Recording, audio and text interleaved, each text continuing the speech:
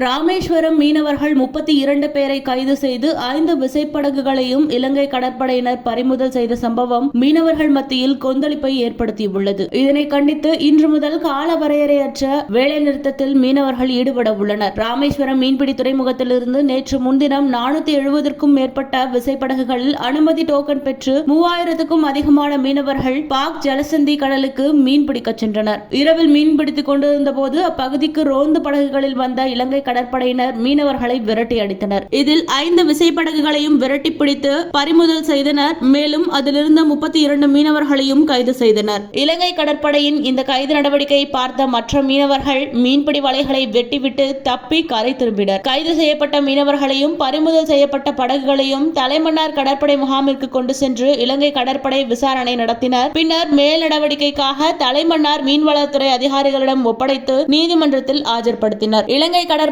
சிறைபிடிப்பு சம்பவம் ராமேஸ்வரம் மீனவர்கள் மத்தியில் பெரும் கொந்தளிப்பை ஏற்படுத்தியுள்ளது. இலங்கை கடற்படையின் சிறைபிடிப்பு நடவடிக்கையை கண்டித்தும் கைதான மீனவர்களை விடுவிக்க வலியுறுத்தியும் ராமேஸ்வரம் மீன்பிடி துறைமுகத்தில் அனைத்து விசைப்படகு மீனவ சங்கங்களின் அவசர ஆலோசனை கூட்டம் நடைபெற்றது. இதில் மீனவர்களையும் படகுகளையும் விடுவிக்க மத்திய அரசு உடனடியாக நடவடிக்கை எடுக்க வேண்டும் என வலியுறுத்தி இன்று முதல் மீனவர்கள் காலவரையற்ற வேலைநிறுத்தத்தில் ஈடுபடுவது என தீர்மானிக்கப்பட்டது. அடுத்த சில தினங்களில் மாநிலம் தழுவிய மீனவர்கள் போராட்டம் குறித்த அறிவிப்பும் வெளியாகும் என மீனவ சங்கங்கள் தெரிவித்தன. இந்திய இலங்கை கடல் எல்லையில் தமிழக மீனவர்களை இலங்கை கடற்படை கைது செய்யும் சம்பவங்கள் இதுவரை இல்லாத அளவிற்கு அதிகரித்துள்ளது. இம்மாதத்தில் நேற்று வரை 66 மீனவர்களை கைது செய்து 11 விசைப்படகுகளையும் இலங்கை கடற்படை பறிமுதல் செய்துள்ளது. இந்த ஆண்டு துவங்கி 2 மாதத்தில் 131 தமிழக மீனவர்கள் கைது செய்யப்பட்டு 18 படகுகள் பறிமுதல் செய்யப்பட்டுள்ளன. இது தமிழக மீனவர்களின் வாழ்வாதாரத்தை முடக்கும் செயல் என மீனவர்கள் கண்டனம் தெரிவித்துள்ளனர்.